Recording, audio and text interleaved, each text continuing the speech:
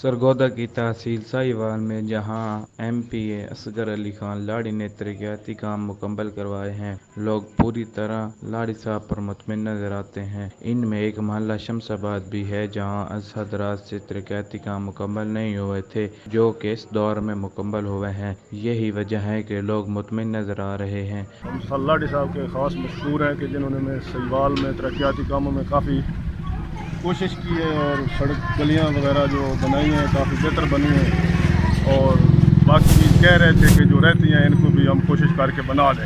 और साथ साथ एमपी असगर अली खान लाड़ी ने वादा किया है कि जो काम नामुकम्मल हैं उनको मुकम्मल किया जाएगा। Report Shakeel Abbas, attorney reporter, the reporter, Sahiwal, Sargodha.